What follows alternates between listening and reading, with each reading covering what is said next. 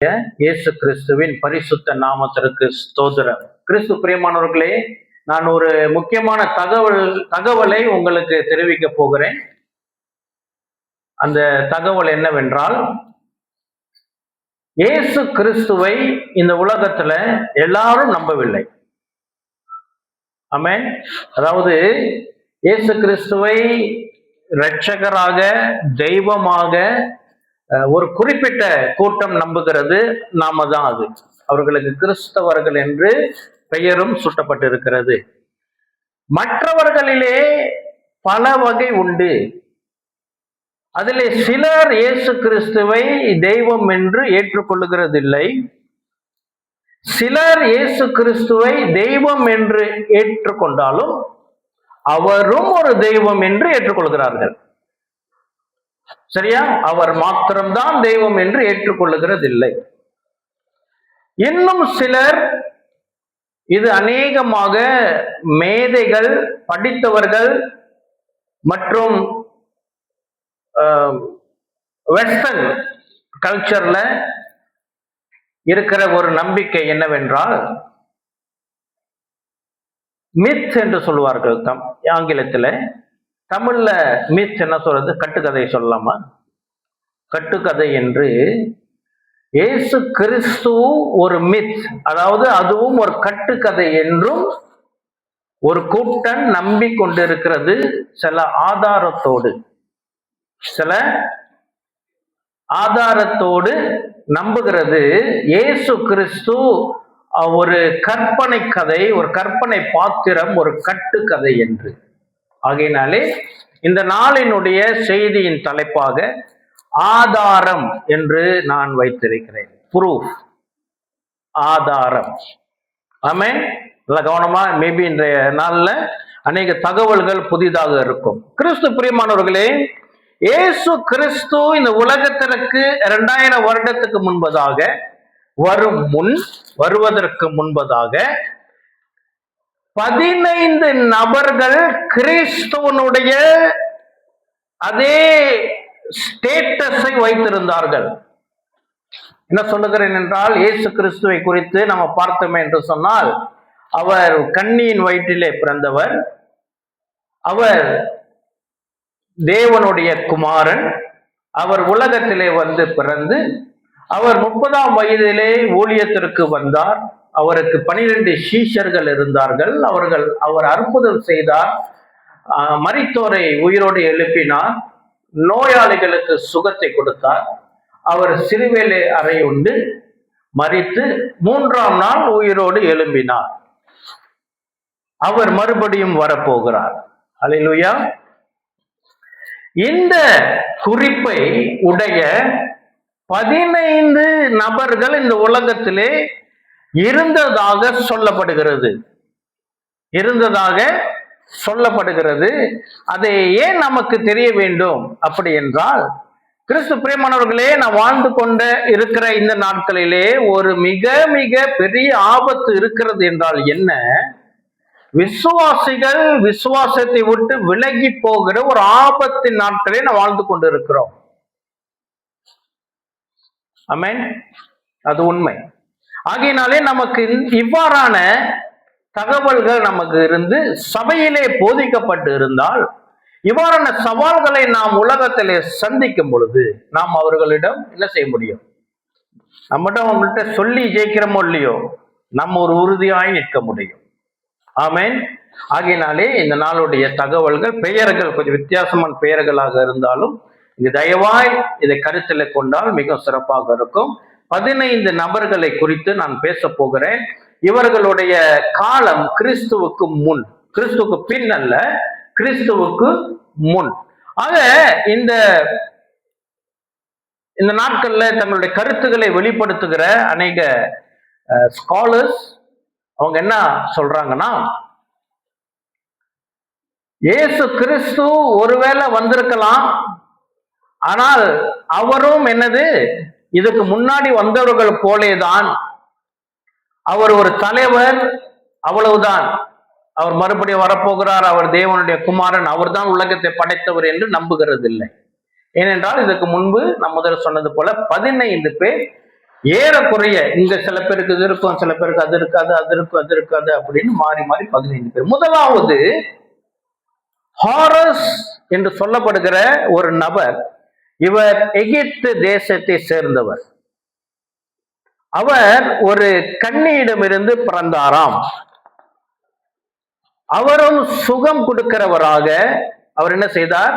விளங்கப்பட்டார். அவருடைய பிறப்பையும் ஒரு நட்சத்திரத்தினாலே வழிகாட்டப்பட்டதாம். இது கிறிஸ்துவினுடைய அடையாளமா இல்லையா? இது இருந்ததாம். இவர் பிறந்த நாள் மிக ஆச்சரியம். என்ன? டிசம்பர் 25. என்னது? ஹாரஸ். ஹாரஸ் என்று ஒரு எகிப்து தேசத்தை சேர்ந்த ஒரு நபர். மறுபடியும் சொல்லுகிறேன், இது உண்மையாக இருக்கலாம் அல்லது ஒரு மித்தாக இருக்கலாம். ஒருவேளை இன்னொரு பார்வையில் என்ன சொல்லுகிறார்கள், இது ஏதோ ஒரு தனிப்பட்ட ஒரு நபராக இருக்கலாம், அந்த நாட்களிலே வாழ்ந்த ஒரு பிரபலமான நபராக இருக்கலாம், சாதாரண மனிதனாக இருக்கலாம். காலப்போக்கிலே அவரை குறித்து ஒரு ஒரு பெரிய ஒரு என்ன சொல்வது, ஒரு கற்பனையிலே அந்த நபரை ஒரு தெய்வீக நபராக மாற்றப்பட்டிருக்கும் என்று சொல்லி நம்பப்படுகிறது. சரியா? அடுத்து அதே எகிப்து தேசத்தை சேர்ந்த இன்னொரு நபர். அவர் பெயர் என்ன என்றால் ஓசிரிஸ் என்ற பெயர். அவர் என்ன செய்யப்படுகிறது? அவரை குறித்து என்ன நம்பப்படுறாங்கன்னா, அவர் மரித்து உயிர்த்தவராம். அது மாத்திரமல்லாமல் மற்றவர்களையும் உயிர்ப்பிக்க முடிந்த ஒரு நபராம். அவருடைய இரத்தமும் திராட்சை ரசத்தோடு கூட ஒப்பிடப்படுகிற ஒரு அடையாளமா இருக்கிறதா. சரியா? இது இயேசு கிறிஸ்துவோடைய குணாதிசயத்திற்கு, அவருடைய காஸ்பலுக்கு என்ன வருது? ஒத்துப்போதா இல்லையா? இருக்கிறது. மூன்றாவது நபர், இது நாம் கேட்ட ஒரு பெயர், இந்தியா தேசத்தை சேர்ந்தவர் கிருஷ்ணா. இவர் குறித்து என்ன எழுதப்பட்டிருக்கிறது? இவர் உண்டானதும் தெய்வீக முறையிலே அவர் பிறந்தாராம். மனிதர் பிறக்கிற விதமாக அல்ல, தெய்வீக விதமாக. எப்படி இயேசு பிறந்தாரோ, ஆனா இயேசு ஒரு கன்னியின் வயிற்றில் பிறந்தார். ஆனா இவருடைய பிறப்பு நான் ஆழமாக போகவில்லை, நான் சுருக்கமாக தான் சொல்லுகிறேன். சரியா? ஆழமான இன்ஃபர்மேஷன் இருக்குது, நிறைய இருக்குது, அதெல்லாம் எழுதல, சின்ன சின்ன பாயிண்ட்ஸா தான் எடுத்து வந்திருக்கிறேன். அவருடைய பிறப்பும் ஒரு தெய்வீக டிவைன் இன்கார்னேஷனாக இருக்கிறது. அவரும் அற்புதம் செய்திருக்கிறார், சுகத்தை கொடுத்திருக்கிறார், மரித்தவர்களையும் உயிர்ப்பித்திருக்கிறார். அவர் மரிக்கும் பொழுதும் சூரியன் இருண்டதாம். அவர் மரிக்கும் பொழுதும் சூரியன் இருட்டாக போனதாம். ஒத்து வருதா இயேசுவோடு கூட? சரி. அடுத்து அதுவும் இந்தியா தேசத்தை சேர்ந்த நபர், நமக்கு அறிந்திருக்கிறவர் புத்தர், சித்தார்த்த கௌதமா. அவர் என்னது? அவருடைய பிறப்பும் முன்கூட்டி அறிவிக்கப்பட்டதாம். இயேசு கிறிஸ்து பிறப்பு முன்கூட்டி அறிவிக்கப்பட்டது இல்லையா? ஐசாயெல்லாம் சொல்லப்பட்டிருக்கிறது இல்லையா? அதே போல புத்தருடைய பிறப்பும் முன்னாடியே சொல்லப்பட்டதாம். அவரும் 40 நாள் வனாந்தரத்திலே உபவாசம் எடுத்தாராம். இதெல்லாம் எனக்கு புதிய ஒரு தகவலா இருக்குது. எத்தனை பேர் கேள்விப்பட்டிருக்கிறீங்க இதை பத்தி? 40 நாள் கேள்விப்பட்டிருக்கீங்க? 40 நாள் உபவாசம் எடுத்திருக்கிறாராம். அசுத்த ஆவிகளினாலே அவரும் சோதிக்கப்பட்டாராம். சரியா? புத்தரை குறித்து எழுதப்பட்டது. இது 4வது. 5வது என்ன? மித்ராஸ் என்ற ஒரு நபர். இவர் பெர்ஷியா என்றால் இன்றைக்கு இருக்கிற ஈரான். பெர்ஷியா என்றால் இன்றைக்கு இருக்கிற ஈரான். அங்க இவருக்குன்னு ஒரு கொண்டாட்டம் கொண்டாடப்படுமா, செலிப்ரேஷன். என்னைக்கு தெரியுங்களா? டிசம்பர் 25. இப்ப இந்த டிசம்பர் 25 ஒரு சர்ச்சையான ஒரு காரியமாக இருக்கலாம். நமக்கு தெரியும், இயேசு கிறிஸ்து டிசம்பர் 25 பிறக்கல. சரியா? அப்ப ஏன் நம்ம அந்த நாளை கொண்டாடுறோம் அப்படி என்றால், இப்ப கேள்வி என்ன? ஒருவேளை ஒரு கேள்வி யாராவது உங்கள்ட்ட வந்து கேட்டாங்கன்னா, உங்களுக்கு பிரச்சனை என்ன? இயேசு கிறிஸ்துவின் பிறப்பு 25ஆம் தேதி கொண்டாடுறது பிரச்சனையா, அல்லது இயேசு கிறிஸ்துடைய பிறப்பு கொண்டாடுறது பிரச்சனையா? என்னவாக இருக்கும் சொல்லுங்க. 25 இயேசுவின் பிறப்பை நம்ம கொண்டாடுகிறது பிரச்சனையா, அல்லது இயேசு கிறிஸ்துடைய பிறந்த நாளை கொண்டாடுறது பிரச்சனையா? உலகத்துல சர்ச்சை என்ன? அவர் என்னைக்கு பிறந்தாருன்னு நமக்கு தெரியாது. அப்ப ஏன் நம்ம அந்த நாள் கொண்டாடணும்? அந்த நாளில் உலகத்துல பல ஈவெண்ட்ஸ் இருக்குது, அதோட ஒட்டப்பட்டு இருக்கிறது அப்படின்னு சொல்லி நம்ம இங்கே பார்க்கிறோம். 2வது நபர் குறித்து வருகிறது. யாரு? மித்ராஸ். அப்படி யாராவது உங்கள்கிட்ட கேட்டாங்கன்னா நீங்க இப்படி சொல்லுங்க, சரி இயேசு கிறிஸ்துடைய பிறப்பு 25ஆம் தேதி நாங்கள் கொண்டாடுகிறது தப்பென்றால் அவர் என்னைக்கு பிறந்தார்னு சொல்லுங்க, அன்னைக்கு நாங்க கொண்டாடுறோம். உங்க ஒரு டேட்டை நீங்க கண்டுபிடிச்சு சொல்லுங்க, அந்த நாள்ல கிறிஸ்துமஸ் கொண்டாடலாம். இல்லைன்னா அந்த நாள்லே கொண்டாடுவோம். நமக்கு தேதி முக்கியம் இல்ல, பிறந்தவர் முக்கியம். அல்லேலூயா. இயேசு பிறந்தார். ஆமென். அந்த கிறிஸ்துமஸ்ல கிரைஸ்ட் எடுத்துட்டாங்க. எக்ஸ்மஸ் அப்படின்னும் அது பல நாளா இருக்குது. நான் சின்ன பிள்ளைகளா இருக்கும் போதே அந்த ட்ரெண்டிங் வந்துருச்சு. எக்ஸ்னா 0 எம்டி. அப்படின்னா அது கிறிஸ்துவ அல்லாத ஒரு நாள். என்னென்னமோ செஞ்சுக்கிட்டு தான் இருக்கிறாங்க, ஆனாலும் கிறிஸ்துவத்தை யாராலும் அழிக்க முடியாது. அல்லேலூயா. அடுத்து இந்த மித்ராசை குறித்து பேசுகிறேன். இவரும் என்ன செய்திருக்கிறார்?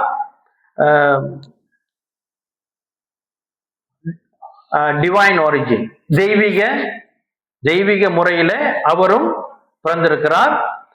அவருடைய சீஷர்கள், அவருக்கு பின் செல்லுகிறவர்களுக்கு அவர் என்ன கொடுத்திருக்கிறார் என்றால் சீக்ரெட் மீல், அதாவது பரிசுத்தமான ஒரு தெய்வீகமான உணவு வகையை அவர்களுக்கு கற்பித்திருக்கிறார். என்ன தெரியுங்களா? அப்பமும் திராட்சை ரசமும். ஒரே மாதிரி வருதா இல்லையா? இது 5வது. 6வது டைனோசஸ். அது எனக்கு ப்ரொனன்சியேஷன் கஷ்டமா இருக்கு. டைனோசஸ் என்று ஒரு கிரீஸ் நாட்டை சேர்ந்தவர். இவருக்கு என்ன பெயர் கொடுக்கப்பட்டிருக்கிறது? வைன், காட் ஆஃப் வைன், திராட்சை ரசத்தின் தெய்வமாம் அப்படி என்று ஒரு பெயர் கொடுக்கப்பட்டிருக்கிறது. இது இவரும் ஒரு பெண்ணுக்கும் சாதாரண உலக பெண்ணுக்கும் ஜூஸ் காட் என்று சொல்லப்படுகிற ஒரு தெய்வத்துக்கு பிறந்தவராம். அவரும் மரித்து உயிர்ப்பிக்கிற தன்மை உடையவராம். 6வது நபர். 7வது நபர், சிலர் இந்த பெயரை கேள்விப்பட்டிருப்பீங்க, தம்மூஸ் என்ற பெயரை கேள்விப்பட்டிருப்பீங்க. இவர் சீரியா மெசபத்தோமியா பகுதியிலே இருந்து அவருடைய சரித்திரம் உண்டா இருக்கிறது. இவருக்கு என்ன பெயர் கொடுக்கப்பட்டிருக்குன்னா, இவர் மேய்ப்பன் என்கிற ஒரு தெய்வமும், ஷெப்பர்ட் காட், மேய்ப்பன் என்ற ஒரு தெய்வம். இவரும் மரித்து உயிர்த்திருக்கிறாராம்.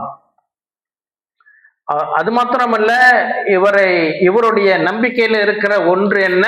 தினந்தோறும் மரிப்பும் உயிர்ப்பும் உண்டு என்ற ஒரு காரியம் உடையதாய் இருக்கிறது. 7வது யாரு? தம்மூஸ். 8வது இது கிரீஸ் நாடை சேர்ந்த, என்னென்றால் அவர் பேர் புரோமெத்தியோஸ் என்று சொல்லப்படுகிற பேருடையவர். இவரும் அவருடைய மனித நேயத்திற்காக, உபதேச மனிதர்களுக்காக நின்றது, ஏழைகளுக்கு நின்றது, ஹியூமனிட்டி, தாழ்மை, அவருடைய தாழ்மையான குணாதேசத்திற்காக இவரும் துன்பப்படுத்தப்பட்டாராம். இயேசு துன்பப்படுத்தப்பட்டது போல இவரும் துன்பப்பட்டாராம். இவருடைய மரணம் 2 விதமாக இருந்திருக்க கூடும் என்று சொல்கிறார். ஒன்று, இவர் சிலுவை மரணம் நேரிட்டிருக்க வேண்டும், அல்லது ஒரு பாறையிலே இவரை கட்டி வைத்து ஒன்று அவர் இறந்திருக்கலாம், அல்லது அங்கேயும் தப்பித்திருக்கலாம் என்று ஒரு மித்து உண்டு. உண்மையா இல்லையா நமக்கு தெரியாது. ஆனால் இது இதெல்லாம் எழுதப்பட்ட அல்லது இன்டர்நெட்ல நீங்க போய் பார்த்தீங்கன்னா அங்க காணப்படுகிற காரியங்கள். ரொம்ப பேர் இப்ப இன்டர்நெட் சொல்லதான் நம்புறாங்க. நம்ம சொன்னா நம்புறது இல்லை. இன்டர்நெட் அது கூகுள் சொல்லிடுச்சு சரி அப்படின்னு சொல்லி நம்புறதுனால விசேஷமா இந்த யூனிவர்சிட்டிக்கு போகிற பிள்ளைகளுடைய பயம் இதுல இருக்கு. யூனிவர்சிட்டிக்கு போயிட்டு ஆமா இல்லையா ரொம்ப இன்டெலெக்சுவலா யோசிக்குவாங்க. அவர் கூகுள் ஐயா தான் அவங்களோட தெய்வம். கொஞ்ச நாள்ல கூகுளுக்குன்னு கோயிலை கட்டினவங்க கட்டியிருப்பாங்க, நேரம் கட்டியிருப்பாங்க கட்டியா எங்கேயாச்சும். சரியா? அதனால ரொம்ப கேர்ஃபுல்லா இருக்கணும். சரி, அடுத்து என்னது? அட்டிஸ். அட்டிஸ் என்ற அது ஒரு நாடு, பழைய பேரு ஃபைரீஷியா என்று சொல்லுகிற பெயர். இன்றைய நாள்ல துருக்கி, இந்த நாள்ல இருக்கிற துருக்கி தேசம். அங்கு அட்டீஸ் என்று சொல்லப்படுகிற ஒரு நபர், அவர் கொடுக்கப்பட்ட பேர் என்ன தெரியுங்களா? அவர் ஒரு ரட்சகர், சேவியர். என்ன? அவர் ஒரு சேவியர். அவருடைய சரீரமும் ஒரு அப்ப வடிவிலே உண்ணக்கூடியதாக ஒரு அடையாளமாக கருதப்படுகிறது. அவரும் 3 நாள் கழித்து உயிரோடு எழும்பினாராம். இது உள்ள தகவல்கள். ஆனா இதை நான் சொல்லி கொண்டிருக்கிறது, இதை நான் நம்ப வேண்டும் அல்ல. ஆமென். நான் என்ன நம்புகிறேன், இதுவரைக்கும் பார்த்ததெல்லாம் ஒருவேளை உண்மையாக இருந்தாலும் என்ன தெரியுங்களா, இந்த மரித்து உயிரோடு எழும்புகிறது, ஒரு வேர்ஜனுக்கு பிறக்கிறது, அது அல்ல. மற்ற காரியங்கள், மற்ற இந்த நோயாளிகளுக்கு சுகம் கொடுத்ததா இருக்கலாம், அவங்க இரட்சகர் என்று பெயர் உடையவர்களாக இருக்கலாம், அந்த மாதிரி காரியம்லாம் ஒருவேளை உண்மையாக இருக்கலாம். ஆனால் நமக்கு தெரியும் அது எவ்வளவு உண்மையாக இருந்தாலும் அது ஆங்கிலத்திலே சொல்லுகிறபடி இஸ் நாட் ஒத்தென்டிக். அது ஒத்தென்டிக் என்ன தமிழ் எப்படி சொல்றது? அது நிஜம் அல்ல. அது உண்மையாக இருக்கலாம், ஆனால் அது நிஜம் அல்ல.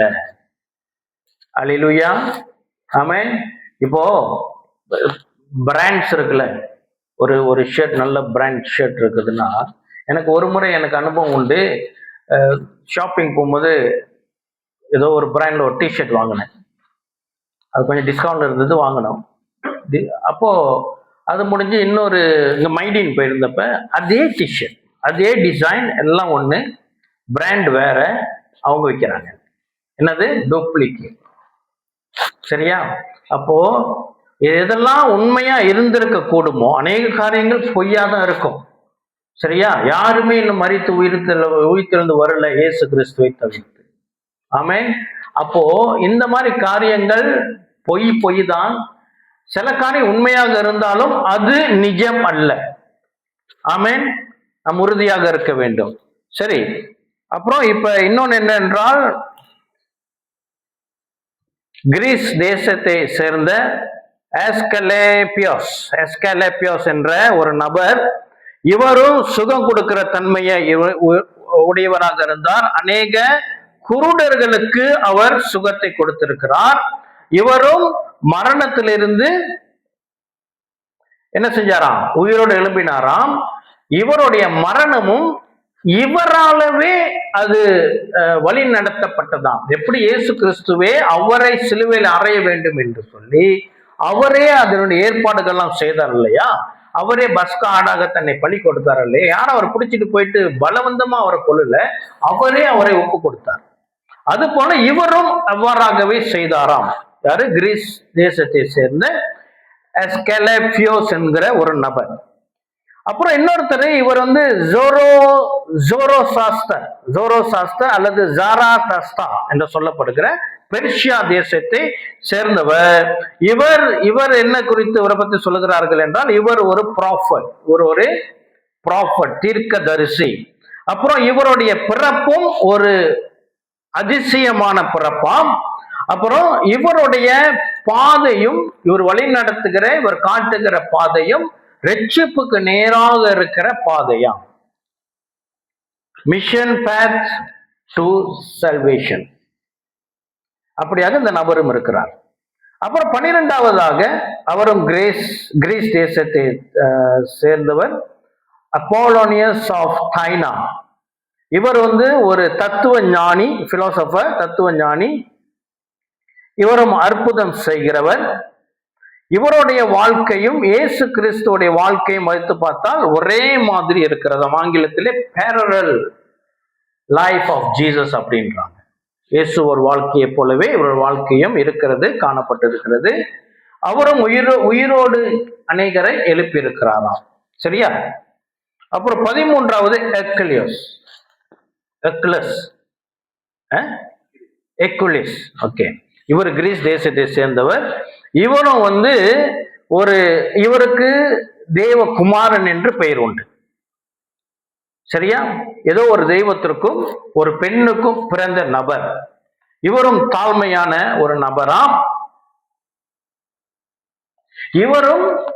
இவருடைய மரணத்துக்கு பிற்பாடு தெய்வ ஸ்தானத்தை அடைந்தாராம். மரணத்துக்கு பின்பு தெய்வ ஸ்தானத்தை இவர் அடைந்தாராம். சரியா? 13 நபர். 14வது குவாட்ஸோகுவாரோல், மெக்சிகோவை சேர்ந்த ஒரு நபர். இவருக்கு கொடுக்கப்படுகிற என்ன தெரியுமா? இவர் தான் படைத்தவராம். என்னது?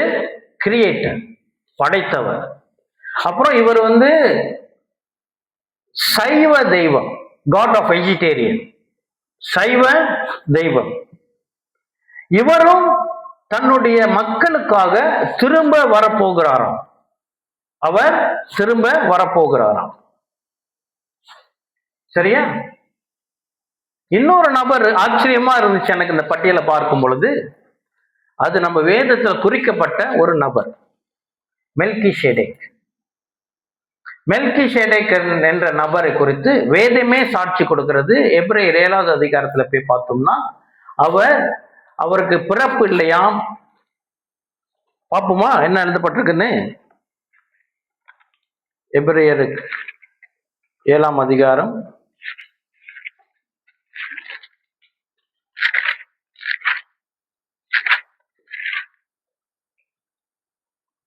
2 வாசிக்கிறேன். எபிரேயர் 7 வசனம் 2 நான் வாசிக்கிறேன். இவனுக்கு ஆபிரகாம் எல்லாவற்றிலும் தசம பாகம் கொடுத்தான். இவனுடைய முதற் பேராகிய மெல்கிசேதேக்கு என்பதற்கு நீதியின் ராஜா என்றும், பின்பு சாலமின் ராஜா என்பதற்கு சமாதானத்தின் ராஜா என்றும் அர்த்தமாம். இவன் தகப்பனும் தாயும் வம்ச வரலாறும் இல்லாதவன். இவன் நாட்களின் துவக்கமும் ஜீவனின் முடிவுமுடையவனாயிராமல் தேவனுடைய குமாரனுக்கு ஒப்பானவனாய் என்றென்றைக்கும் ஆசாரியனாக நிலைத்திருக்கிறான். வேதமே யாரு கூட ஒப்பா இருக்குதுன்னு சொல்லுது? இயேசு கூட ஒப்பா இருக்கிறது என்று சொல்லி. ஆனால் இதுல நம்ம விளங்கி கொள்ளணும், இதுல சொல்லுகிற பிரகாரமாக மூளை மொழியில இல்லை. தமிழுடைய மொழி பெயர்ப்பில் இருக்கிற சில குறைபாடுகள் இது. இவர் ஒரு சரித்திர நபர். இவர் சாதாரண ஒரு ராஜா.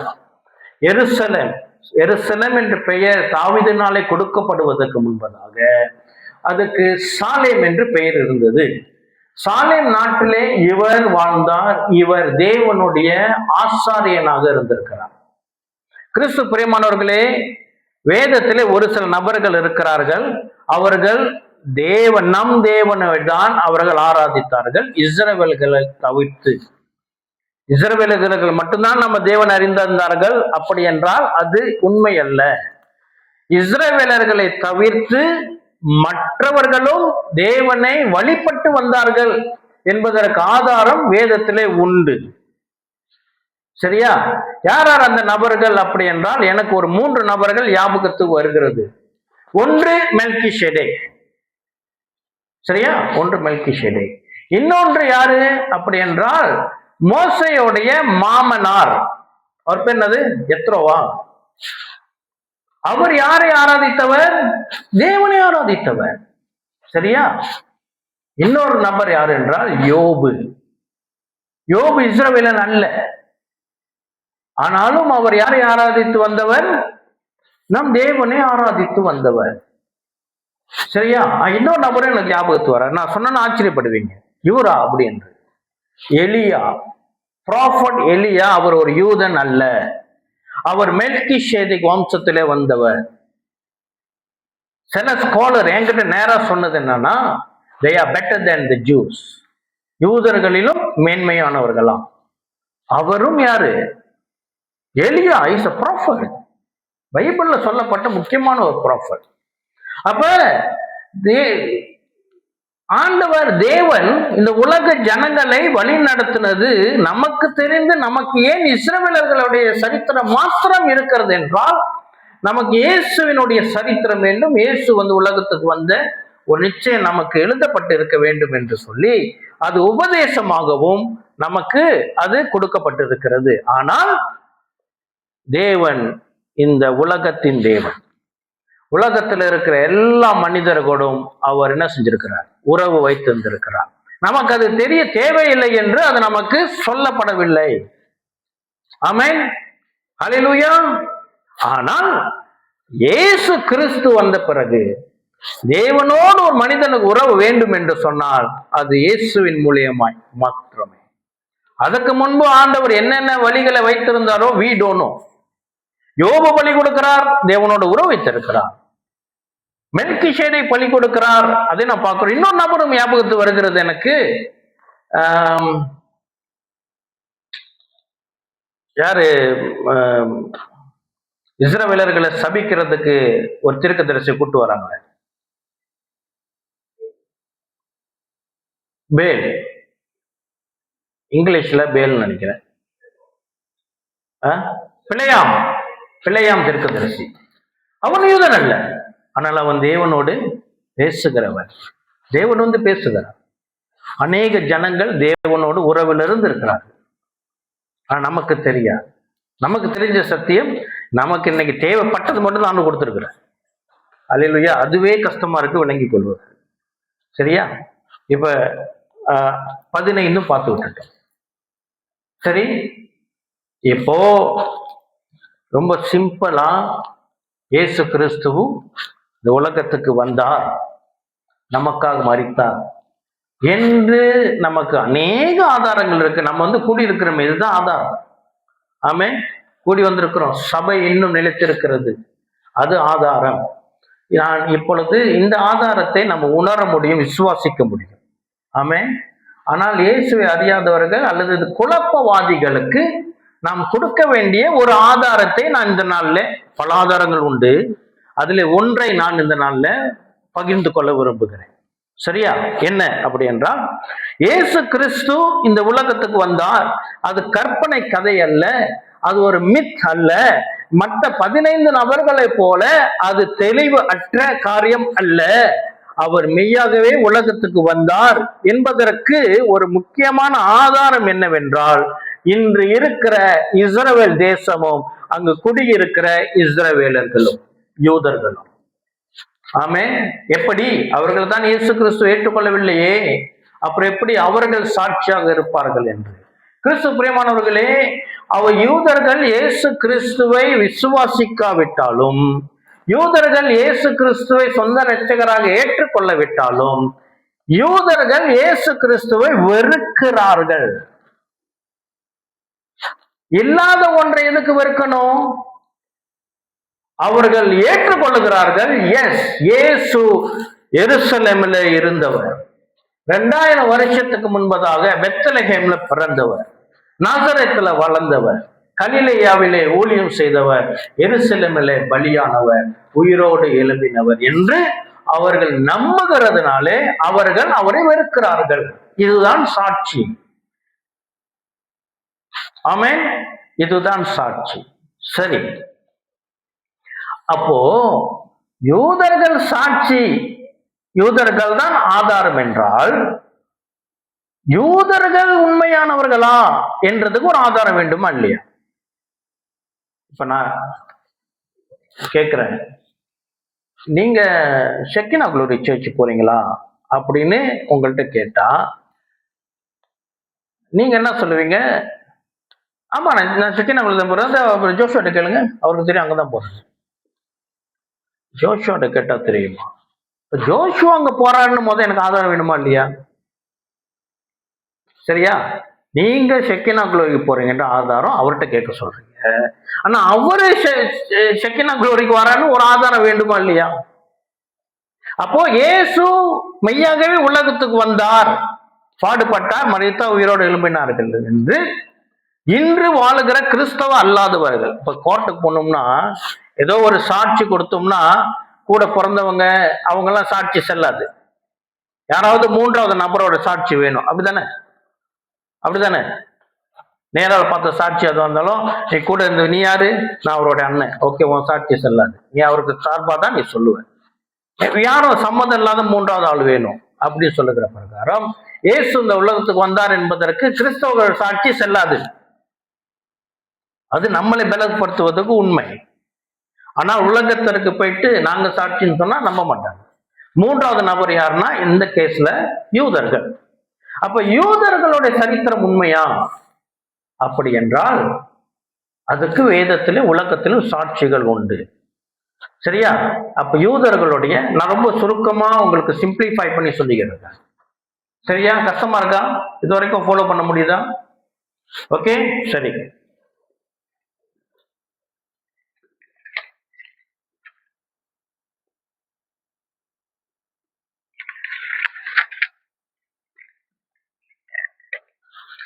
கிறிஸ்து பிரியமானவர்களே,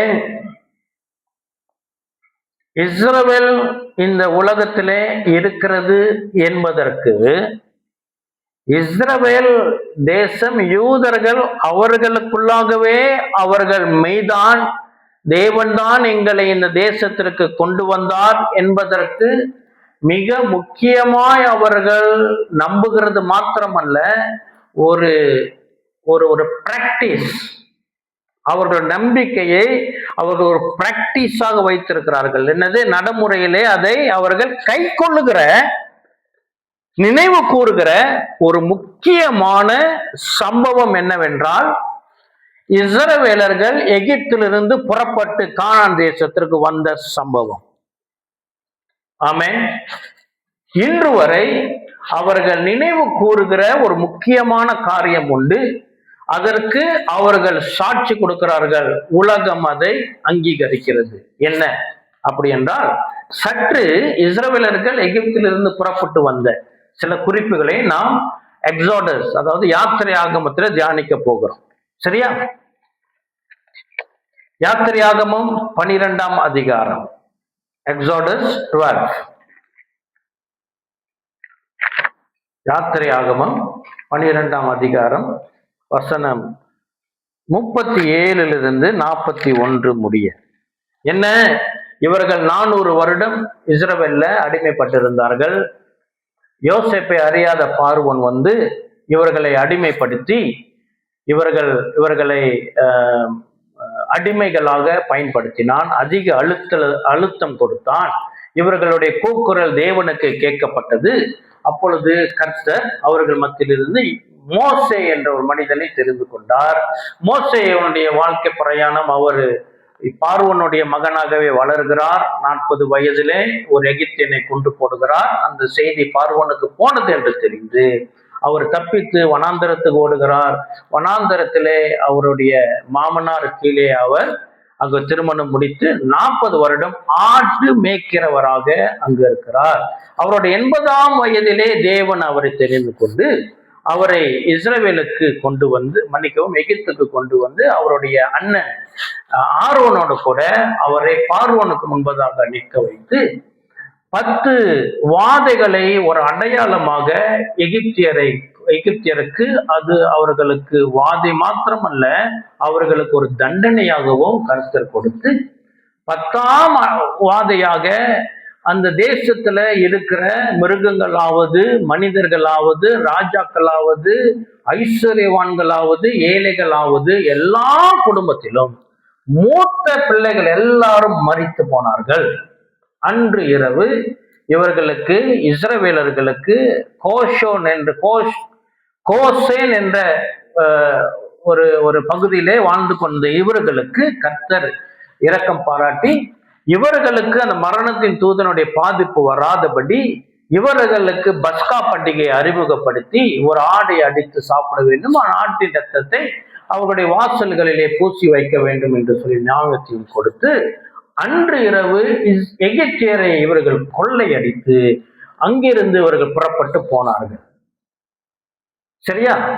அதோடைய சில குறிப்பை நாம் பார்க்க போகிறோம். யாத்திரையாகமம் 12ஆம் அதிகாரம் 37 நான் வாசிக்கிறேன்.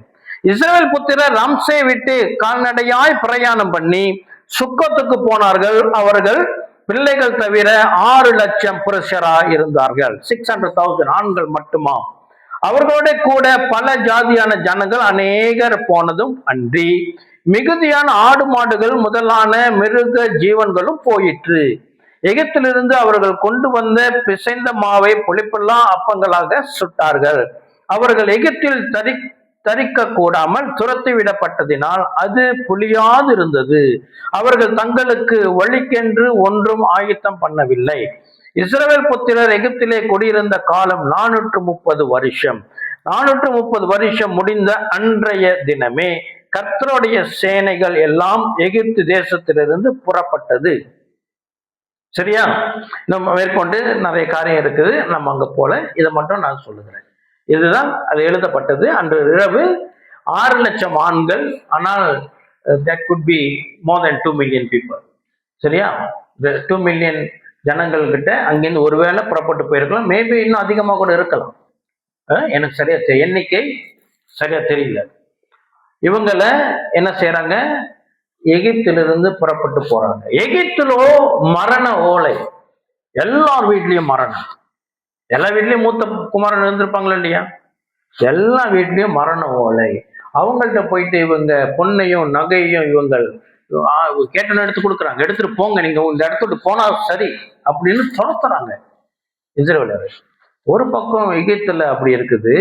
எகிப்தியருடைய மரணமோ இன்னைக்கு மரணமா நாளைக்கு எடுக்கிறது அல்ல. அவங்க வழக்கம் ஒரு சில நாள் வைத்திருப்பார்கள். எப்படி நடந்ததுன்னு தெரியல. ஆனால் அங்க அவங்க பிஸியா இருக்கும் பொழுது இவங்க புறப்பட்டு போறாங்க. பெரிய கூட்டம், ஆடு மாடு எல்லாம், கழுத எல்லாத்தையும், ஒட்டகம் எல்லாத்தையும் எடுத்துட்டு போறாங்க. சரியா? அப்போ என்ன நடக்கிறது அப்படி என்றால், ஏன் இப்போ நம்ம அங்கே இயேசு கிறிஸ்துவை குறித்து ஒரு ப்ரூஃப் பார்த்து 15 பேரை தியானித்து ஏன் இங்க வந்தோம் அப்படி என்றால், கிறிஸ்து பிரியமானவர்களே, இயேசு கிறிஸ்து உலகத்திலே பிறந்தார், எனக்காக பிறந்தார், எனக்காக சிலுவையில மரித்தார். அதோடைய ஆதாரம் மட்டும் இன்று நாள் நான் பார்க்க போகிறது இல்லை. இஸ்ரவேலை ஆசீர்வதித்தவர் நம்மையும் ஆசீர்வதிப்பார் என்பதற்கும் இந்த நாள் ஒரு ஆதாரம். அல்லேலூயா. நிச்சயமாய் நாம் ஆசீர்வாதத்தினால பெற்றுக்கொள்ள போகிறோம். ஆமென். சரி, அப்புறம் என்ன நடந்தது? இவர்கள் புறப்பட்டு வந்தார்கள். அதற்கு பின்பதாகவே அவர்கள் புறப்பட்டு உடனே இல்லை, ஒரு சில நாட்கள் கழித்து பார்வோன் மறுபடியும் அவர்களை துரத்தி கொண்டு வருகிறான். 13ஆம் அதிகாரம், யாத்திரையாகமம் 13ஆம் அதிகாரம், வசனங்கள் 14 16 முடிய. அப்போ ஆண்டவர் என்ன சொல்லுகிறார்? பார்வோன் இவங்களை துரத்தி வருவதற்கு முன்பதாக உங்க பிரயாணத்திலே மோசே கிட்ட ஒரு காரியத்தை செய்ய சொல்லுகிறார். அது 14ஆம் அதிகாரம் முழுமையாக நீங்க வீட்டில போய் தயவாய் வாசித்து பாருங்க. 13ஆம் அதிகாரத்தை நான் இதுல ஒரு 3 வசனங்களை வாசிக்கிறேன். 14 16 முடிய. பிற்காலத்தில் உன் குமாரன் இது என்ன என்று உன்னை கேட்டால் நீ அவனை நோக்கி, அதாவது இவங்க பிரயாணித்து வந்து கொண்டு இருக்கிறாங்க இல்லையா, பஸ்காவை அனுசரிக்கிற இந்த முறைமைகள் இருக்கிறது இல்லையா, அதை உன் பிள்ளைகள் உன்னிடம் கேட்டால், இது என்ன என்று உன்னை கேட்டால் நீ அவனை நோக்கி, கர்த்தர் எங்களை பலத்த கையினால் அடிமைத்தனை வீடாகி எகிப்திலிருந்து புறப்பட பண்ணினார். எங்களை விடாதபடிக்கு பார்வோன் கடினப்பட்டு இருக்கும் போது கர்த்தர் எகிப்து தேசத்தில் மனிதரின் தலை பிள்ளைகள் முதல் மிருக ஜீவனங்கள் தலையீற்றுகள் வரைக்கும் உண்டாயிருந்த முதல் பேறுகள் யாவையும் கொன்று போட்டார். ஆகையால் கற்பம் திறந்து பிறக்கும் ஆணை எல்லாம் நான் கர்த்தருக்கு பலியிட்டு என் பிள்ளைகளின் முதற் பேரானத்தையும் மீட்டுக் கொள்கிறேன். கர்த்தர் எங்களை பலத்த கையினால் எகிப்திலிருந்து புறப்பட பண்ணினதற்கு இது உன் கையில் அடையாளமாகவும் உன் கண்களின் நடுவே ஞாபக குறியாகவும் இருக்க கடவுது என்று சொல்வாயாக என்றான். கிறிஸ்து பிரியமானவர்களே, எத்தனை பேர் இந்த யூதர்களுடைய போட்டோவை பார்த்திருக்கிறீங்க? யூதர்கள் அவங்க ப்ரே பண்றது கண்டிப்பா பார்த்திருப்போம் தானே? அதுல ஒரு போட்டோ நான் உங்கள்ட்ட காட்ட போறேன்.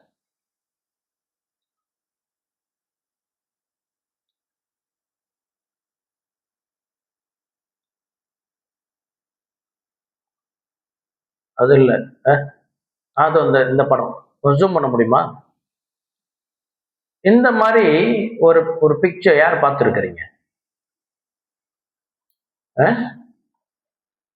அவங்க ஒரு பழக்கம் என்னன்னா, இந்த கையில ஒரு மாதிரி லெதரு இந்த சுத்தி அதே மாதிரி இந்த நெத்தியில ஒண்ணு இருக்கும்.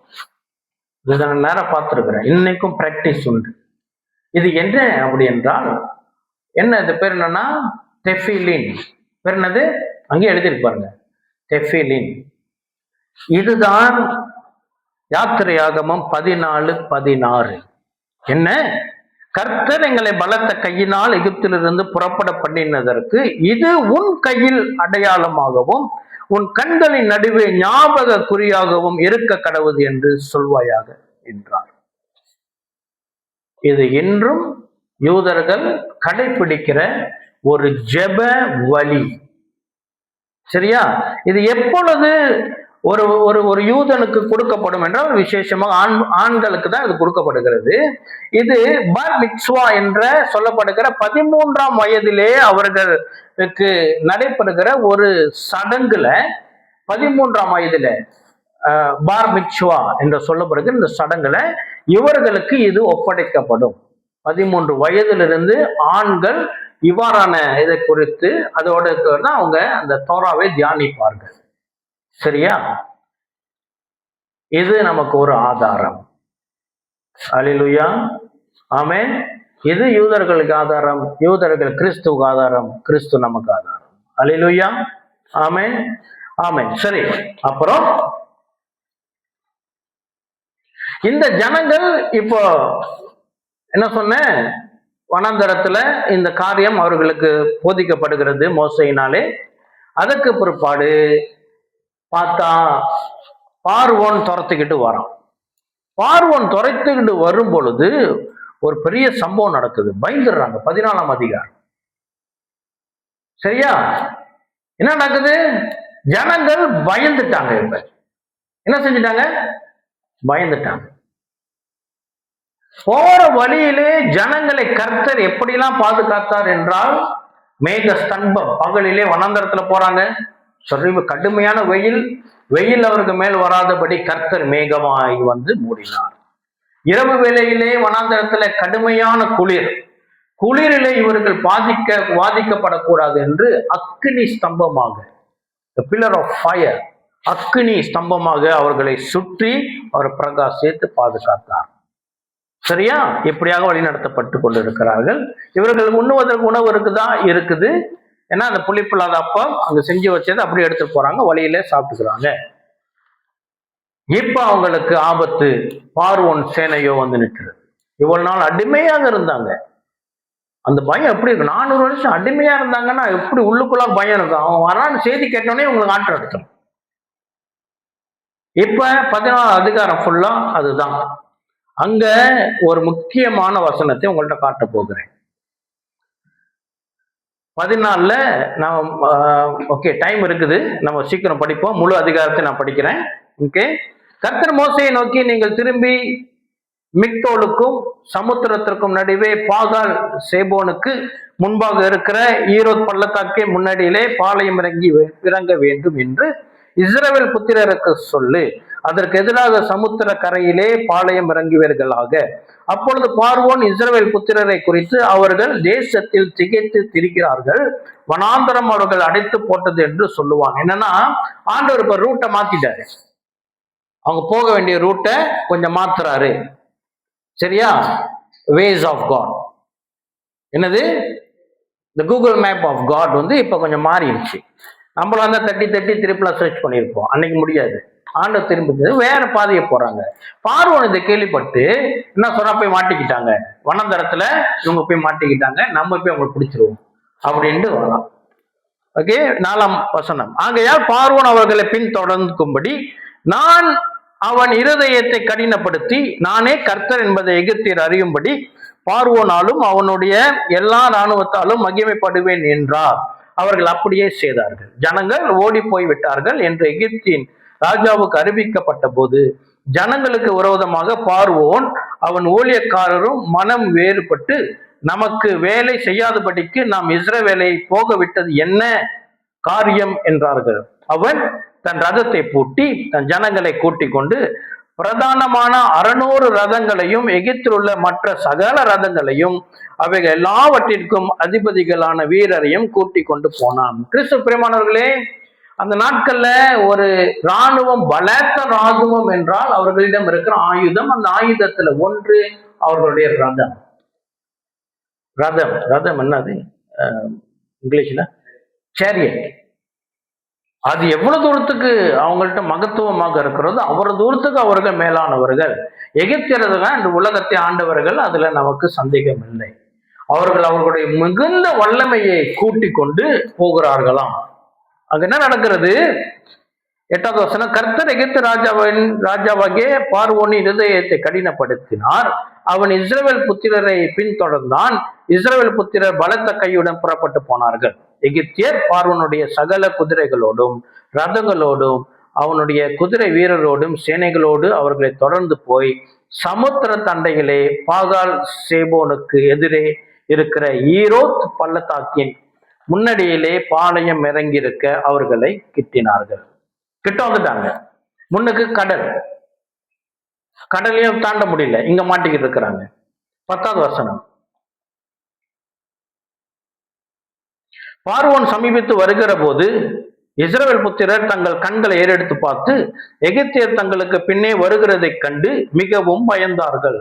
அப்பொழுது இஸ்ரவேல் புத்திரர் கர்த்தரை நோக்கி கூப்பிட்டார்கள். அன்றியும் அவர்கள் மோசையை நோக்கி, எகிப்திலே பிரேத குழிகள் இல்லை என்றா வனாந்தாரத்திலே சாகும்படிக்கு எங்களை கொண்டு வந்தீர்கள்? நீர் எங்களை எகிப்திலிருந்து புறப்பட்ட பண்ணினதினால் எங்களுக்கு இப்படி செய்தது என்ன? இப்ப மோசே ஆண்டவர்கிட்டயும் ஜெபம் பண்றாங்களாம், மோசே கிட்டயும் இப்ப முணுமுணுக்கிறாங்க.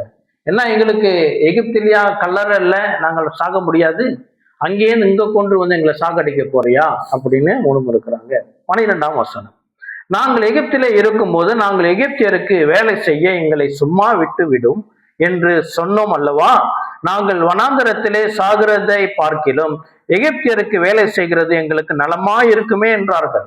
அப்பொழுது மோசே ஜனங்களை நோக்கி, பயப்படாதிருங்கள், நீங்கள் நின்று கொண்டு இன்றைக்கு கர்த்தர் உங்களுக்கு செய்யும் ரட்சிப்பை பாருங்கள். இன்றைக்கு நீங்கள் காண்கிற எகிப்தியரை இனி என்றைக்கும் காண மாட்டீர்கள். அல்லேலூயா. கிறிஸ்து பிரியமானவர்களே, இது மோசேக்கு தேவன் கொடுத்த வார்த்தை. மோசே எகிப்தியருக்கு குறித்து இஸ்ரவேலர்களுக்கு ஒரு காரியம் சொல்லுகிறார். என்ன? இன்று நீங்கள் பார்க்கிற எகிப்தியரை இனி நீங்கள் காண மாட்டீர்கள். கிறிஸ்து பிரியமானவர்களே, இன்று நாம் வாழுகிற நாட்களிலே எகிப்துல வாழுகிற மக்கள் எகிப்தியர்கள் அல்ல, அவர்கள் அரபு தேசத்தை சார்ந்தவர்கள். இந்த வார்த்தை என்ன? 14ஆம் அதிகாரம் 13ஆம் வசனத்துல சொல்லப்படுகிற, இன்றைக்கு நீங்கள் காண்கிற எகிப்தியரை இனி என்றைக்கும் காண மாட்டீர்கள் என்ற வாக்கு தத்தம் சரித்திரத்திலே உண்மையாகவே நிறைவேறினது. எகிப்தியர்கள் உண்மையாகவே இல்லாமல் போய்விட்டார்கள். ஆனால் எகிப்து தேசம் இன்னைக்கு இருக்கிறது அப்படி என்றால், இன்றைக்கு அங்கு இருக்கிறவர்கள் அரபு தேசத்தை சேர்ந்தவர்கள். ஆமென், அல்லேலூயா. கர்த்தருடைய வார்த்தையிலே ஒரு புள்ளி கூட மாறாது. ஆமென். சரி, 14, கர்த்தர் உங்களுக்காக யுத்தம் பண்ணுவார், நீங்கள் சும்மா இருப்பீர்கள் என்றார். ஆமென் சொல்லியிருந்தீங்கன்னா இந்த சுதந்திரம் நமக்கு உண்டு. மறுபடியும் நான் வாசிக்கிறேன். கர்த்தர் உங்களுக்காக, கர்த்தர் ஜோஷுவாக்காக, கர்த்தர் தர்வீனுக்காக, கர்த்தர் ரேமனுக்காக, கர்த்தர் பிரகாஷுக்காக, பெட்ரிஷாக்காக, பீட்டருக்காக, ஜாய்ஸ்க்காக, சிஸ்டருக்காக, பாஸ்டருக்காக, மோகன் வந்திருக்கிற எல்லாருக்காகவும் நான் இப்ப மறுபடியும் வாசிக்கிறேன். கர்த்தர் உங்களுக்காக யுத்தம் பண்ணுவார். ஆமென். கர்த்தர் உங்களுக்காக யுத்தம் பண்ணுவார், நீங்கள் சும்மா இருப்பீர்கள் என்றான். ஹல்லேலூயா. கரங்களை தட்டி நாம் தேவனை ஆராதிப்போம், நன்றி செலுத்துவோம். ஆமென், ஆமென், ஆமென். சரி, தொடர்ந்து வாசிப்போம். 15ஆம் வசனம், அப்பொழுது கர்த்தர் மோசேயை நோக்கி, நீ என்னிடத்தில் முறையிடுகிறது என்ன? புறப்பட்டு போங்கள் என்று இஸ்ரவேல் புத்திரருக்கு சொல்லு. நீ உன் கோலை ஓங்கி உன் கையை சமுத்திரத்தை மேல் நீட்டி சமுத்திரத்தை பிளந்து விடு. அப்பொழுது இஸ்ரவேல் புத்திரர் சமுத்திரத்தின் நடுவாக வெட்டாந்தரையில் நடந்து போவார்கள். ஆமென். ஆண்டவர் சொல்லுகிறார் மோசையிட, உன் கையில இருக்கிற கோலை நீ அங்க என்னது கோலை நீட்டு, அப்பொழுது அந்த கடல் இரண்டாக திறக்கும். அல்லேலூயா. அது நடந்தது. ஆமென். அப்போ என்ன நடந்தது? 17ஆம் வசனம், எகிப்தியர் உங்களை பின்தொடர்ந்து வரும்படி நான் அவர்கள் இருதயத்தை கடினப்படுத்தி பார்வோனாலும் அவன் இருதயங்கள் குதிரை அவன் இரதங்கள் குதிரை வீரர் முதலாய அவனுடைய எல்லா இராணுவத்தாலும் மகிமைப்படுவேன். இப்படி நான் பார்வோனாலும் அவன் ரதங்களாலும் அவன் குதிரை வீரராலும் மகிமைப்படும் போது நானே கர்த்தர் என்பதை எகிப்தியர் அறிவார்கள் என்றார். ஆமென். 19வது வசனம் மிக மிக விசேஷித்த வசனம். ஆமென். இப்ப ஒரு 2 மில்லியன் பீப்புள் போறாங்க இல்லையா, அவங்க முன்னுக்கு யார் வழி நடத்த போறான்? மோசே. மோசேக்கு முன்னுக்கு ஒருத்தர் போனார். யார் தெரியுமா? அப்பொழுது இஸ்ரவேலின் சேனைக்கு முன்னாக நடந்த தேவ தூதனானவர், அல்லேலூயா, இயேசு கிறிஸ்து மோசேக்கு முன்பதாக சேனையை வழிநடத்தி சென்றார். அல்லேலூயா. ஆமென். என்ன மாதிரி சேனையை வழிநடத்தி செல்கிறார்? இதோ அடுத்து என்ன நடக்க போகுதுன்னு தெரியல. ராத்திரியோ ராத்திரி எல்லாத்தையும் கூட்டிட்டு கிளம்புறாங்க. No idea.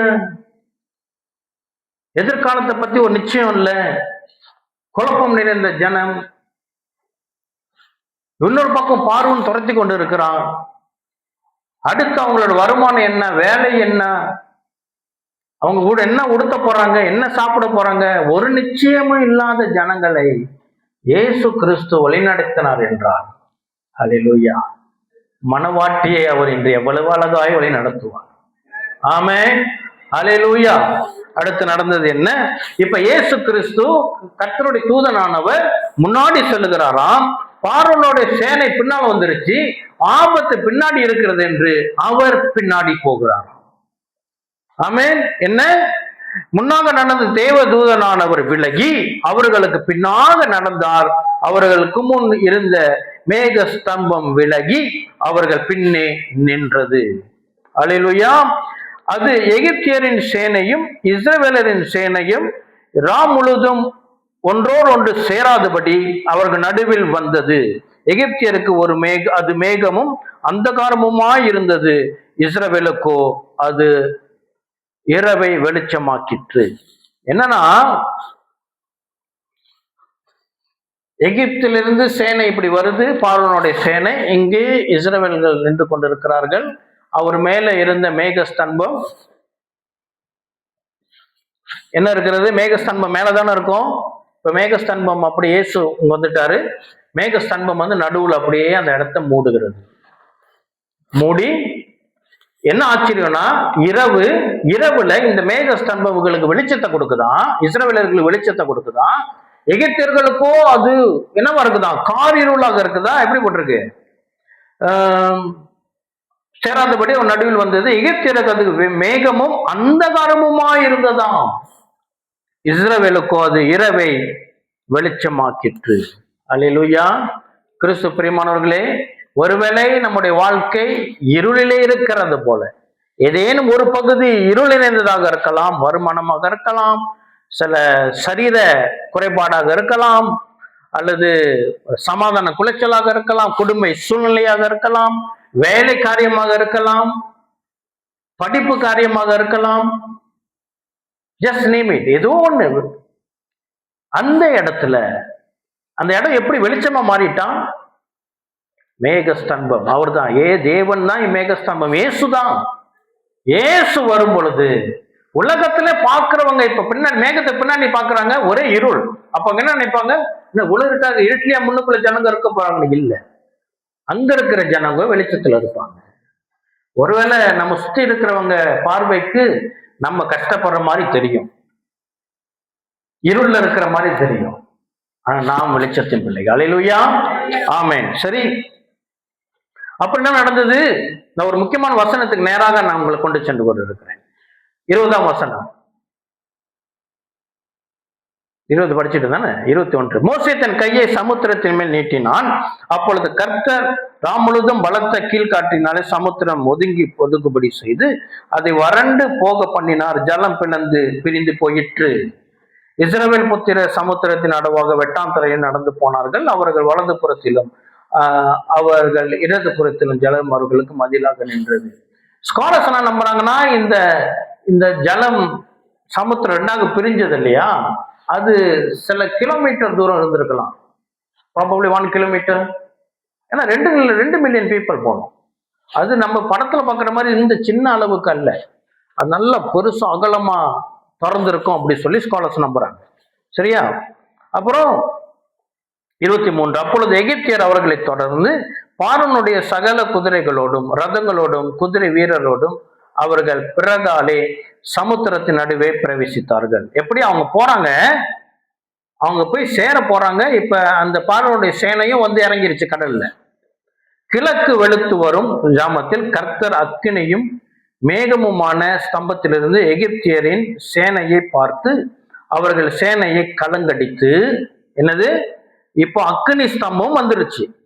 எகிப்திற்கு முன்பதாக அக்கினி ஸ்தம்பம் நிக்குதான். அவர்களுடைய ரதங்களிலிருந்து, இந்த வசனம் தான் இது நம்ம கவனித்திருக்க மாட்டோம் அந்த வசனத்தை, ஆனா இந்த வசனம் எனக்கு தொட்டது. அவர்களுடைய ரதங்களிலிருந்து உருளைகள் கலவவும் அவர்கள் தங்கள் ரதங்களை வருத்தத்தோடு நடத்தவும் பண்ணினார். கிறிஸ்து பிரியமானவர்களே, நல்லா கவனமா கேளுங்க. எகிப்தியர்கள் வராங்க, கர்த்தர் முன் சென்று நடத்தி கொண்டிருக்கிறார். இப்போ எகிப்தியர் இஸ்ரவேலர்களை முன்னுக்கு போக சொல்லி அவங்க பின்னாடி இயேசு நிற்கிறார். மேக ஸ்தம்பமாக வந்து நிற்கிறார், அக்னி ஸ்தம்பமாக வந்து நிற்கிறார். இப்போ நம்ம இந்த சூப்பர் ஹீரோஸ் படத்தெல்லாம் பார்த்து ஒரு கற்பனையில என்னன்னு தோணும்னா, இப்போ ஆண்டவர் அப்படியே ஒரு ஜெயன் போல மாறி அவங்க எல்லாத்தையும் ஒரு கையில் இப்படி அடிச்சு வீசுவார். சில நேரத்தில் நமக்கு ஒரு பிரச்சனைகளை ஆண்டவர் இப்படிதான் கையாளணும்னு சொல்லி நம்ம ஜெபம் ஆண்டவருக்கு ஐடியா கொடுப்போம். ஆண்டவரே எனக்கு இந்த பிரச்சனை இருக்குது, நீங்க என்ன செய்யுங்க, இதை இப்படி செஞ்சிருங்க, நீங்க இதை இப்படி செஞ்சிருங்க, பிரச்சனை மாறிடும். அவருக்கு ஆலோசனை கொடுப்போம். அப்படித்தானே? பொதுவா இந்த இடத்துல என்ன நடந்திருக்கணும், சூப்பர்மேன் போல ஆண்டவர் ஊதுனா அவங்க சோல்ஜர்லாம் பறந்து போய் விழுந்திருக்கணும். வேற என்ன செஞ்சிருக்கணும், ஏதோ ஒண்ணு செஞ்சு அவங்க கலங்கடிச்சு ஓடி இருக்கணும் தானே. ஆண்டவர் ஒரு சின்ன மேட்டர் செஞ்சாரு, நட்டை கழட்டி விட்டாரு. என்ன நட்டு? அவங்க ரதத்தோட நட்டு கண்டு விழுந்துச்சு. அப்படிதான் போட்டிருக்கு. என்னது ஆங்கிலத்தில் எப்படி போட்டிருக்கு பாருங்க, 25, அவர்களுடைய ரதங்களில் இருந்து உருளைகள் கலவவும்.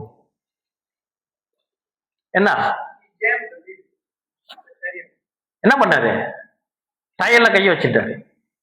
அந்த வசனத்தை நீங்க கூகுள் பண்ணி பார்த்தீங்கன்னா, கூகுள் இமேஜ் அடிக்கடி பிள்ளைங்களுக்கு நான் கற்றுக் கொடுத்துருக்குது என்னன்னா, ஏதோ ஒரு வசனம் அதோட இமேஜ் நமக்கு புரியலன்னா ஜஸ்ட் கூகுள் போய் தட்டிட்டு இந்த வசனத்தை தட்டிட்டு நீங்க இமேஜ் தட்டினீங்கன்னா அநேகர் இதோடைய சித்திரமாக வரைஞ்சி வச்சிருப்பாங்க. அதுல காட்டும், நம்மளுக்கு ஒரு ஐடியா வரும். சரியா? அதுல பார்த்தோம்னா சேரியட்ல ஒரு ரோந்து தான் இருக்கு, இன்னொரு வண்டியை காணும், இன்னொரு சக்கரம் காணும். நட்டை கழட்டி விட்டாரு, ரிமூவ் போட்டிருக்கு. அல்லேலூயா. கழண்டுச்சு. அச்சாரத்தை கழட்டிட்டோம்னா என்னது, கீழே விழுந்துரும். ஆமென். ஆண்டவர் அப்படியும் செயல்படுவார். ஆமென். அதுதான் சொல்ல வரேன். கிறிஸ்து பிரியமானவர்களே, நம்ம வாழ்க்கையில எதெல்லாம் நமக்கு சத்ருவா இருக்கிறதோ அதை கர்த்தர்கிட்ட ஒப்படைச்சிருவோம். அவருக்கு தெரியும் அதை எப்படி கையாளணும். நம்ம போய் முறுக்கிக்கிட்டு நம்ம பலத்தில் நிக்க முடியாது. கிறிஸ்து பிரியமானவர்களே, நோ. அவர் செய்கிற விதம் நமக்கு ஆச்சரியத்தை கொடுக்கும். ஹல்லேலூயா. இது ஒரு சின்ன வசனம் தான், ஒரு சின்ன காரியம் தான். நமக்கு ஒருவேளை நம்ம எண்ணி இருக்க மாட்டோம், ஆண்டவர் இப்படிலாம் செய்வாரா? எத்தனை பேருக்கு தெரியும் இந்த சம்பவம் நடந்ததுன்னு? நான் எத்தனை தடவை பைபிள் படிச்சுட்டு இதை இப்பதான் போக்கஸ் பண்றேன். இப்படி ஹேண்டில் பண்ணியிருக்காரு. ஆமென். அவர்கிட்ட விட்டுருவோம், அவர் சர்வ ஞானி. ஆமென். நம்ம பிரச்சனைகளை நம் பிரச்சனைகளை கையாளுவதற்கு அவர் பெரியவர், நாம் ஏமாத்திரம். ஆமென். சரி, அதோட இன்னும் சில காரியங்களை சொல்றேன். கிறிஸ்து பிரியமானவர்களே, இந்த இஸ்ரவேலர்களுக்கு வேதத்திலே ஒரு வார்த்தை கொடுக்க தேவனே இவர்களுக்கு ஒரு வார்த்தை கொடுத்தார். யார் இவங்க? இஸ்ரவேலர்கள். அப்புறம் என்ன? வணங்கா கழுத்துடைய ஜனங்கள். ஸ்டிஃப் நெக்கடா, வணங்கா கழுத்துடையவர்கள். வணங்கா கழுத்து உடையவர்களுக்கே தேவன் இவ்வளோ பெரிய அற்புதம் செய்ய முடியும் என்றார். ஆமென். வணங்கா கழுத்துடையவர்களுக்கு தேவன் இவ்வளவு செய்த காரியத்திற்கு காரணம் என்ன? இவர்கள் ஆபிரகாமின் சந்ததி. ஆபிரகாமுக்கு கர்த்தர் கொடுத்த ஆசீர்வாதம் இவர்களுக்கு வந்து சேர்ந்தது. இவர்கள் வணங்கா கழுத்துள்ளவர்களாக இருந்தாலும் சரி, தேவனை தொழுது கொள்ளுகிறவராக இருந்தாலும் சரி, இவர்கள் ஆபிரகாமின் ஆசீர்வாதத்திற்கு பாத்திரவான்கள். அல்லேலூயா. கிறிஸ்து பிரியமானவர்களே, இப்ப புதிய ஏற்பாட்டுக்கு போவோம். கலாத்தியர் 3ஆம் அதிகாரம். கலாத்தியர் 3ஆம் அதிகாரம்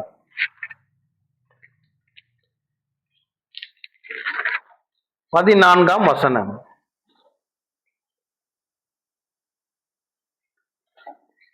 கலாத்தியர் 3:14. ஆபிரகாமுக்கு உண்டான ஆசீர்வாதம் கிறிஸ்து இயேசுவினால் புறஜாதிகளுக்கு வரும்படியாகவும் ஆவியை குறித்து சொல்லப்பட்ட வாக்கு தத்தம் நாம் விசுவாசத்தினாலே பெறும்படியாகவும் இப்படி ஆயிற்று. கிறிஸ்துக்கு பிரியமானவர்களே, எகிப்தியர்களுக்கு பயந்து இஸ்ரவேலர்கள் சந்தித்த சவாலை நாம் சந்திக்கவில்லை. ஆனாலும் எகிப்தியருக்கு உதவின தேவன் நம் தேவன். எகிப்தியர்களுடைய ஸ்தானம் என்ன? அவர்கள் தேவனுடைய மக்கள். ஆனாலும் ஆபிரகாமுடைய ஆசீர்வாதத்தை பெற்றிருந்தார்கள். இன்று வேதம் சொல்லுகிறது, விசுவாசத்தினாலே, இயேசுவின் மேல் உள்ள விசுவாசத்தினாலே நமக்கு ஆபிரகாமுடைய ஆசீர்வாதம் வந்து சேர்ந்திருக்கிறதா? ஆமென் சொல்லுங்க. ஆமென், ஆமென், ஆமென். அந்த ஆசீர்வாதத்தை உடையவர்களும் இயேசு கிறிஸ்துவின் மேல் விசுவாசத்தினாலே தேவனுடைய பிள்ளைகளும் ஆக்கப்பட்ட நமக்கோ கர்த்தர் யுத்தம் செய்வார். தடைப்பட்ட காரியங்கள் இந்த வருடத்தில் உடையும். எகிப்தின் சேனை நம்மை பின்தொடர்ந்து வருகிற கடன் என்ற சேனையாக இருக்கலாம், தரித்திரம் என்ற சேனையாக இருக்கலாம், நோயாக இருக்கலாம், குழப்பமாக இருக்கலாம், குடும்பத்தில் இருக்கிற சில ஒரு பிரசங்கத்தை ரெடி பண்ணி கொண்டிருக்கும் போது ஆண்டவர் நேற்று இரவு எனக்கு வெளிப்பாட்டை கொடுத்தார். என்ன? கிறிஸ்து பிரியமானவர்களே, நம்ம சந்திக்கிற சவால்களில் ஒரு சவால், பெரிய தலைவலியான சவால் என்ன தெரியுங்களா? நம்ம கூட இருக்கிறவங்க நம்ம என்னதான் குட்டிக்காரன் அடிச்சாலும் அவங்க தேவனை விசுவாசிக்கிறது இல்லை. என்னதான் நம்ம பரிசுத்தமா கீழ்ப்படிஞ்சு வாழ்ந்தாலும் நம்ம கூட இருக்கிறவங்களை கர்த்தருக்குள்ளாக கொண்டு வர முடியவில்லை. தீர்வே இல்லாத ஒரு பிரச்சனையா இருக்கிறதே உண்டா இல்லையா? கிறிஸ்து பிரியமானவர்களே, சுருக்கமா சொல்லணும்னா நம்ம கூட இருக்கிறவர்கள் வணங்கா கழுத்துள்ளவர்களா இருக்கிறார். நானும் நீங்களும் சந்திக்கிறேன் வணங்கா கழுத்துள்ளவர்கள் ஒருத்தர், 2 பேர், 3 பேர், அவ்வளவுதான். ஆனால் தேவன் சந்தித்ததோ 2 மில்லியன் பீப்புள். அந்த ஒரு ஈவென்ட்ல மட்டுமே இந்நாள் வரைக்கும் உலக சரித்திரத்திலே கோடி கோடி கோடி கோடி கணக்கான வணங்கா கழுத்துள்ளவர்களை தேவன் சந்தித்திருக்கிறார். ஆகையினாலே யாரெல்லாம் நம்ம கூட இருக்கிறவங்க, பிள்ளைகளோ, பெற்றோரோ, கணவனோ, மனைவியோ, பெற்றோர்களோ, கூட பிறந்தவர்களோ, என்ன செஞ்சிருவோம்? ஆண்டவரே, யூ நோ பெட்டர், இவர்களை கையாளுவதற்கு உமக்கு தெரியும், ஆகையினாலே நீர் பார்த்துக் கொள்ளும்.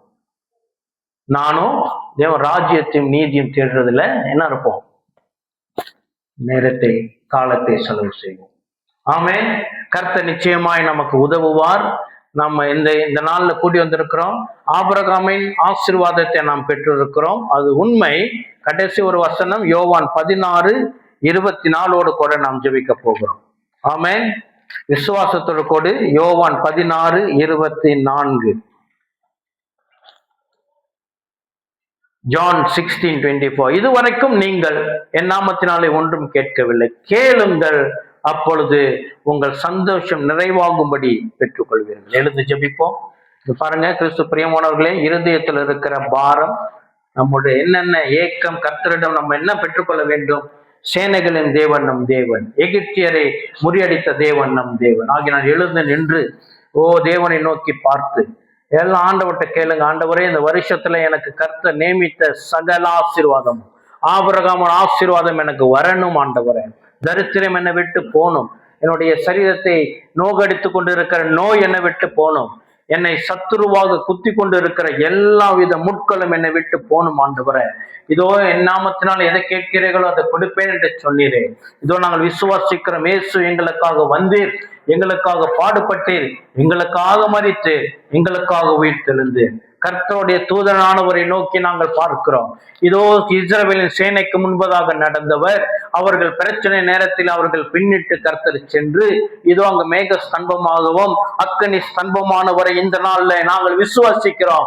அவர்களை நாங்கள் இயேசு கிறிஸ்துவை மேக ஸ்தம்பமானவரை விசுவாசிக்கிறோம், அக்கனி ஸ்தம்பமானவரை விசுவாசிக்கிறோம். ராஜா, எங்களுடைய பிரச்சனைகள் மத்தியில நாங்கள் கடந்து போகிற எல்லா வித பாடுகள் மத்தியிலும் கர்த்தர் முன்பு நிற்கபடியா ஜெபிக்கிறோம். எங்கள் பாடுகள் நன்மையா மாறுபடியா ஜெபிக்கிறோம். அக்கினி ஸ்தம்பமாக எங்கள் பிரச்சனையை கர்த்தர் தீர்க்கும்படியாய், மேக ஸ்தம்பமாக எங்கள் பிரச்சனையை கர்த்தர் தீர்க்கும்படியாய், கர்த்தருடைய தூதனானவர் எங்களுக்கு முன்னும் பின்னும் நின்று எங்களை பாதுகாத்து, இதோ ராஜா, இதோ இந்த நாள் வந்திருக்கிற பிள்ளைகளுக்காக ஜெபிக்கிறேன். இதோ குறைப்படுகிற அனைத்தும் இந்த நாள்ல இயேசு கிறிஸ்துவின் நாமத்தினாலே பூர்த்தியாக்கப்படுவதாக, தடைப்படுகிற காரியங்கள் உடைப்படுவதாக இயேசுவின் நாமத்தினாலே. இந்த வருஷத்திலே நாங்கள் காண வேண்டிய அனைத்து அற்புதங்களை கர்த்தர் செய்யபடியா ஜெபிக்கிறோம். கர்த்தருடைய சித்தம் இந்த சபையில நிறைவேறபடியா ஜெபிக்கிறோம். அந்த ஆபிரகாமின் ஆசீர்வாதத்தை நாங்கள் காணபடியா ஜெபிக்கிறோம். கர்த்தர் இறங்கும், குறைபாடுகளை எடுத்து போடும், தடைகளை உடைத்து போடும், சமாதானத்தை கர்த்தர் கட்டளையிடும். விசுவாசிக்கிறவர்கள், குடும்பத்தினர், உறவினர்கள் மத்தியில நாங்கள் விசுவாசத்தை காண கர்த்தர் ரட்சிப்பின் ஆசீர்வாதத்தை கொடுக்கும்படியா ஜெபிக்கிறோம்.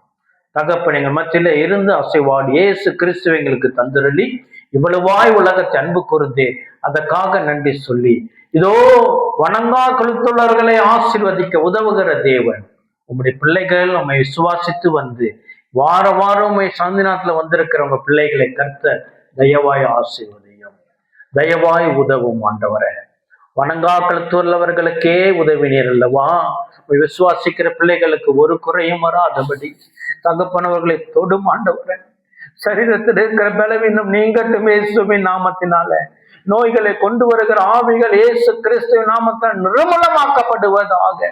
சரீரத்தில் ஒரு பலத்தை, புதிய உணர்ச்சியை கர்த்தர் தரபடியா ஜெபிக்கிறோம் ஆண்டவரே. ஆண்டவரே, அப்பத்திற்கும் தண்ணீருக்கும் குறை இல்லாதபடி கர்த்தர் ஒரு அற்புதத்தை செய்யும்படியா ஜெபிக்கிறோம். இந்த குறைகளை கர்த்தர் எடுத்து போடும் ஆண்டவரே. மனிதர்களிடம் கையேந்தாதபடி தேவனை சார்ந்திருக்கிற, மேற்பனை சார்ந்திருக்கிற விசேஷ கிருபை இந்த நாள்ல பிள்ளைங்க மத்தியில் இறங்கபடியா ஜெபிக்கிறோம் ஆண்டவரே. கேள்விகளை கர்த்தர் பதிலை கொடுங்க ஆண்டவரே. உங்களுடைய கீழ்ப்படுகிற பிள்ளைகள் மத்தியிலே பாடுகள் அனைத்தும் நன்மையாய் மாற்றும்படி இயேசு கிறிஸ்துவின் நாமத்தினாலே ஜெபித்து ஒப்பு கொடுக்கிறேன். ஜெபம் கேளும் எங்கள் ஜீவனுள்ள நல்ல அப்பாவே. ஆமென், ஆமென், ஆமென். ஹல்லேலூயா. உட்காரலாம்.